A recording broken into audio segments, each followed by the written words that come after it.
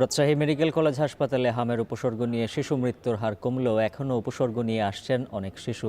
তাতে ভর্তি হওয়া রোগীদের আইসোলেশন ও আইসিইউ সুবিধা পাওয়া নিয়ে সমস্যার সমাধান হচ্ছে না। এই বিষয়ে বিস্তারিত জানাতে রাজশাহী মেডিকেল কলেজ হাসপাতাল থেকে যুক্ত আছেন সহকর্মী রাকিবুল হাসান।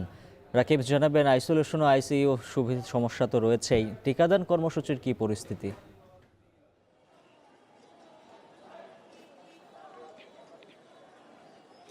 উজ্জ্বল, চিকিৎসকরা বলছেন যে কোভিডের থেকেও মারাত্মক হচ্ছে হামের উপসর্গ এবং হাম নিয়ে যারা আক্রান্ত, এবং এটি অনেক বেশি ছোঁয়াচে কোভিডের থেকেও।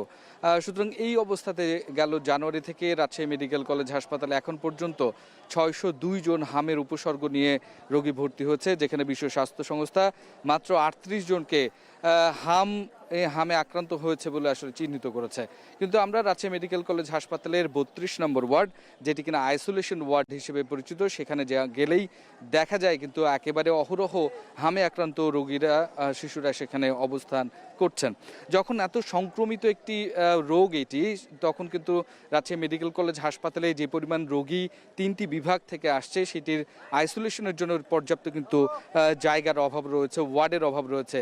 3টি ওয়ার্ডের একটি আইসোলেশন এবং বাকি 2টিতে খুব অল্প সামান্য 2টি কর্নার করে আসলে চিকিৎসা দেওয়া হচ্ছে, যার কারণে এখনো পর্যন্ত কিন্তু এই যে আইসোলেশন সুবিধাটি তারা আসলে যারা আক্রান্ত হয়ে আসছেন তারা পাচ্ছেন না।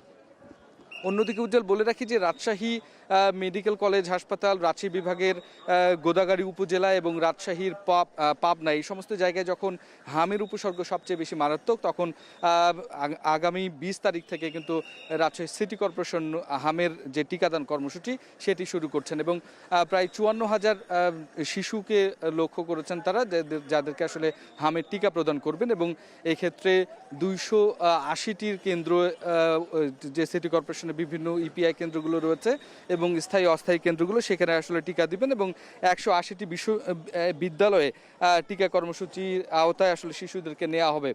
এই অবস্থাতে আসলে রাজশাহী মেডিকেল কলেজ হাসপাতালে যারা ভর্তি হয়েছেন তাদের মধ্যে কিন্তু মাত্র 160 জন মতো রাজশাহী সিটি কর্পোরেশন এবং এর আশপাশের, যার কারণে সিটি কর্পোরেশন বলছেন খুব দ্রুত সময়ের মধ্যে আসলে এই টিকাগুলো দেওয়া হবে, এবং যেন খুব সহজে এটিকে আসলে উপশমে আনা যায় এবং নিয়ন্ত্রণে আনা যায়, সেই চেষ্টা তারা করছেন। তো উজ্জ্বল, এই ছিল রাজশাহী থেকে আমার কাছে সবশেষ।